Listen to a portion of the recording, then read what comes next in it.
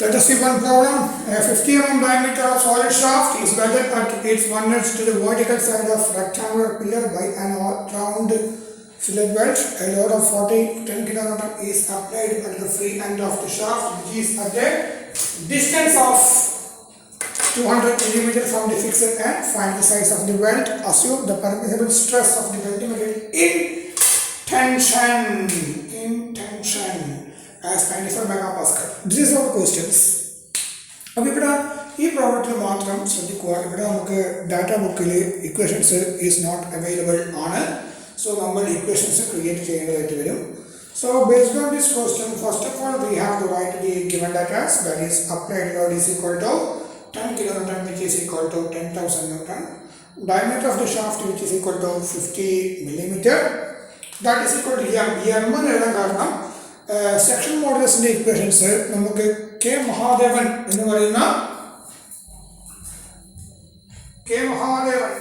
ആളുടെ ഡാറ്റ ബുക്കിൽ നമുക്ക് എം വാല്യൂ അതായത് ഡയമീറ്ററിനെ ഇൻഡിക്കേറ്റ് ചെയ്യുന്നത് സ്മോൾ എം എന്നത് കൊണ്ടാണ് ആ ഡാറ്റ ബുക്കിൽ. അതുകൊണ്ടാണ് ഞാൻ ഇവിടെ എം എന്ന് സ്പെസിഫൈ ചെയ്തിരിക്കുന്നത്. Then eccentricity is given, that is 200 mm. പിന്നെ പറഞ്ഞിട്ട് permissible tensile stress, assume permissible stress of the material in tension എന്ന് പറയുന്നത് tensile stress 94 megapascal. We know that 1 megapascal is equal to 1 Newton per mm square. Therefore 94 megapascal is equal to 94 Newton per mm square. To find the size of the weld എന്ന് നമ്മൾ small h ആണ് കണ്ടുപിടിക്കേണ്ടത്. Let it T equal to throughout thickness of the weld and smaller h is equal to size of the weld. Since the load is applied eccentrically, two types of stresses will be induced in the weld. ഇവിടെ നോക്കിയാൽ ഇവിടെ ഇപ്പം ഇതിൽ എന്താണ് നമ്മുടെ plate ഈ പ്ലേറ്റിൽ ഇവിടെ ഇങ്ങനെയുള്ളത് shaft. It is perpendicular to this place. ഷാഫ്റ്റിൻ്റെ ആക്സിസ് ഇതിന് പെർപെൻഡിക്കുലർ ആണ്. അപ്പോൾ അതുകൊണ്ട് ഇവിടെ ഈ ഒരു കണ്ടീഷനിൽ ഇവിടെ ലോഡ് ആക്ട് ചെയ്യുന്ന സമയത്ത് ഇത് ഇങ്ങനെ ഷെയർ ചെയ്യും, അതേമാതിരി റൊട്ടേറ്റും ചെയ്യും. അതുകൊണ്ട് there will have two types of stresses. One is direct shear stress or primary shear stress. Second one is bending stresses. Previous പ്രോബ്ലത്തിൽ എങ്ങനെ ഉണ്ടായെന്ന് വിചാരിച്ചത് ഇതേമാതിരിയാണ്. അതായത് ഇതൊരു പ്ലേറ്റ് ആണെങ്കിൽ മറ്റേ പ്ലേറ്റ് ഇങ്ങനെ ഉണ്ടായത്, അതായത് ഇവിടെ സർഫസ് ടു സർഫസ് കോണ്ടാക്റ്റ് ആണ്. ഈ കേസിൽ ആക്സിസ് പെർപെൻഡിക്കുലർ ടു പ്ലേറ്റ്, മറ്റേ കേസിൽ ഇങ്ങനെയാണ് സർഫസ് ടു സർഫസ് കോണ്ടാക്റ്റ് ആണ്. എന്നിട്ട് ലോഡ് ഇവിടെയാണ് ആക്ട് ചെയ്യുന്നത്. അപ്പോൾ ആ സമയത്ത് because of this load it will twist like this. അപ്പോഴാണ് സെക്കൻഡറി ഷിയർ സ്ട്രെസ് വരുന്നത്. അത് ഓർമ്മിക്കുക. അപ്പോൾ ആക്സിസ് പെർപെൻഡിക്കുലർ ആകുന്ന സമയത്ത് പ്രൈമറി ഷിയർ സ്ട്രെസ്സും ബെൻഡിങ് സ്ട്രെസ്സും, ഈ കേസിൽ പ്രൈമറി ഷിയർ സ്ട്രെസ്സും സെക്കൻഡറി ഷിയർ സ്ട്രെസ്സും. ഈ കേസ് നമ്മൾ ഇതിന് മുന്നേ ചെയ്തിട്ടുള്ള വീഡിയോയിൽ കണ്ടിട്ടുണ്ടാകും. ഓക്കെ, സോ ഇവിടെ ഇക്വേഷൻസ് ഞാൻ ഓൾറെഡി പറഞ്ഞിട്ടുള്ള equations is not available. So നമ്മൾ ഇക്വേഷൻസ് ക്രിയേറ്റ് ചെയ്യണം, ബൈഹാർട്ട് പഠിക്കണം. So the equation is P divided by pi d. D means 2 times radius, 2 pi r എന്ന് പറയുമ്പോൾ circumference of a circle times thickness, which is gives you the area. അപ്പോൾ ഇവിടെ കണ്ടില്ലേ ഈ round, so that is 2 pi r times this thickness, which gives you the area. So 10,000 divided by pi into diameter 50 into thickness. So നമുക്ക് എന്ത് കിട്ടും? 63.7 divided by t square Newton per millimeter square. അപ്പോൾ അങ്ങനെ direct shear stress അല്ലെങ്കിൽ primary shear stress കഴിഞ്ഞു. Second bending stress is equal to m by z. That is equal to bending moment divide by section modulus.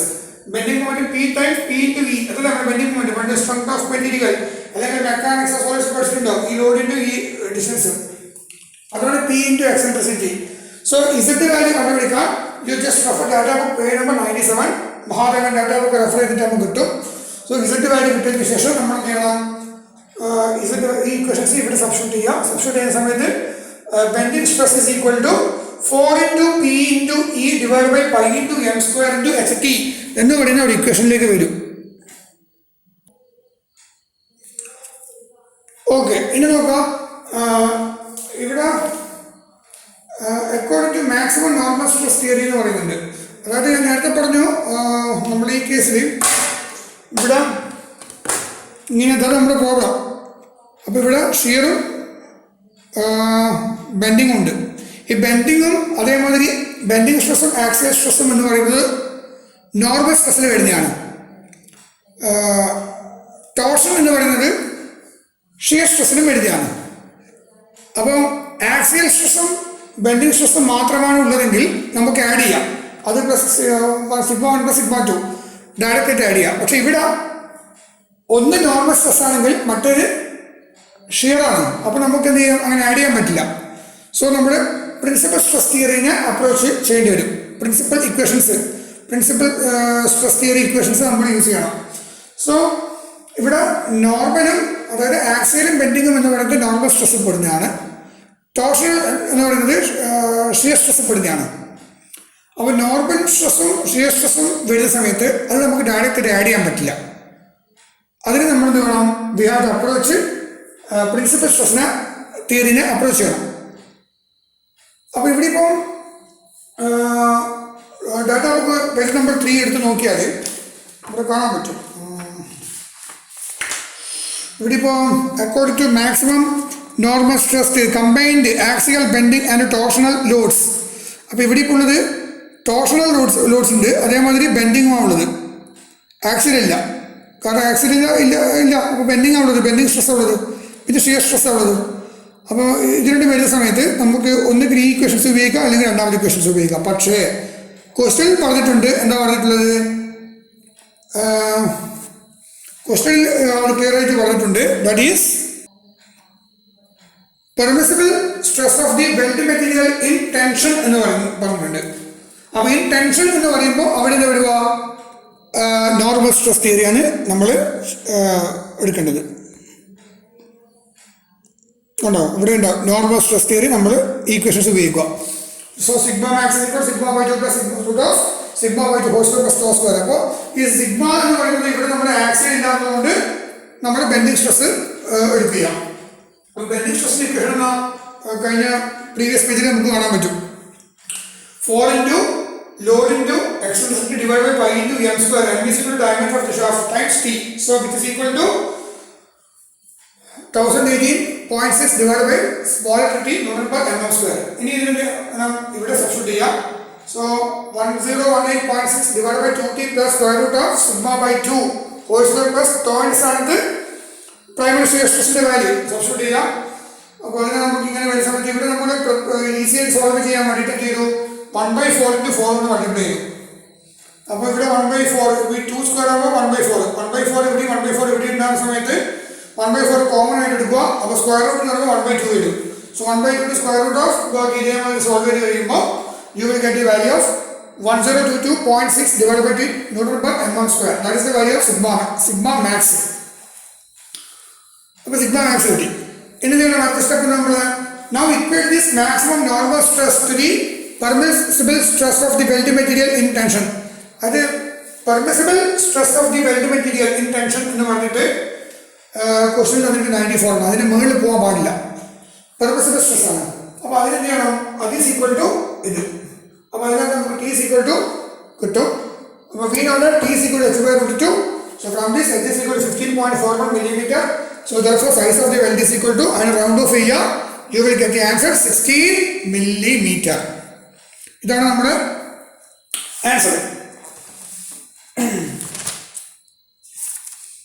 അപ്പോൾ ഇവിടെ നമ്മൾ ശ്രദ്ധിക്കേണ്ട മെയിനായിട്ടുള്ള കാര്യം എന്ന് പറയുമ്പോൾ ഇവിടെ രണ്ട് സ്ട്രെസ് കമ്പൈൻ ചെയ്യുമ്പോൾ അത് ശ്രദ്ധിക്കണം. അപ്പോൾ ഒരെണ്ണം ഷിയർ നേച്ചറും മറ്റേത് നോർമൽ നേച്ചറുമാണ്.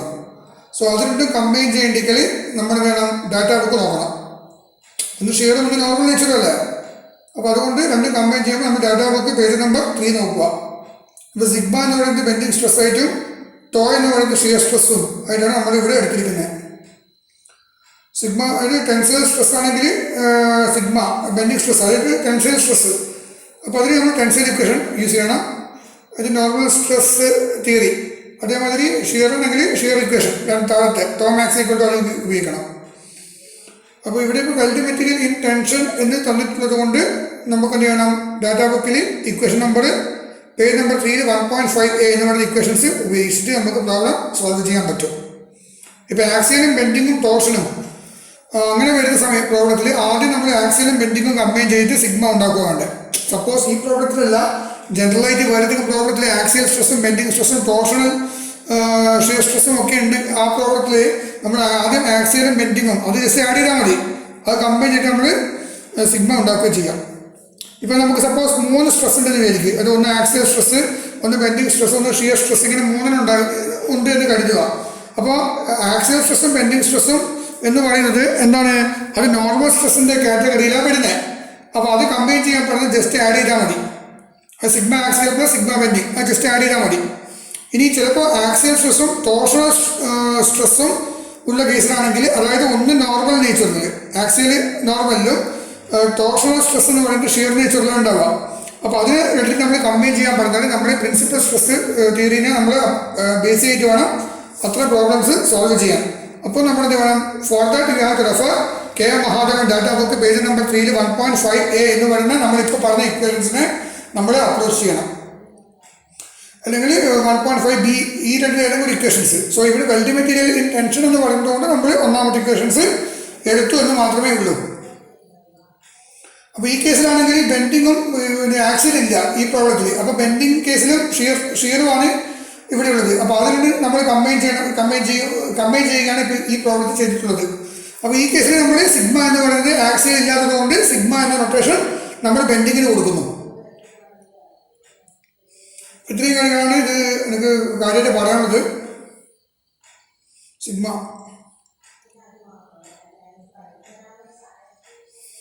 അപ്പോൾ നിങ്ങൾക്ക് ഇതോടുകൂടി വെൽഡിങ്ങിൻ്റെ പ്രോബ്ലംസ് കഴിഞ്ഞു. ഈ പ്രോബ്ലംസ് കൃത്യമായിട്ടുള്ള ഈ 5 പ്രോബ്ലംസ് കൃത്യമായിട്ട് പഠിച്ചാൽ നമുക്ക് എന്തായാലും ഒരു 10 മാർക്ക് ക്വസ്റ്റ്യൻസ് കൂളായിട്ട് അറ്റൻഡ് ചെയ്യാൻ പറ്റും. സോ എനിക്ക് തോന്നുന്നു നിങ്ങൾക്ക് കൃത്യമായിട്ട് മനസ്സിലായിട്ടുണ്ടെന്നാണ് തോന്നുന്നത്. ഈ പറയുന്ന പോലെ തന്നെ അങ്ങോട്ട് പഠിച്ചാൽ മതി. വളരെ സിമ്പിളാണ്, അത്ര വലിയ ടഫൊന്നുമില്ല.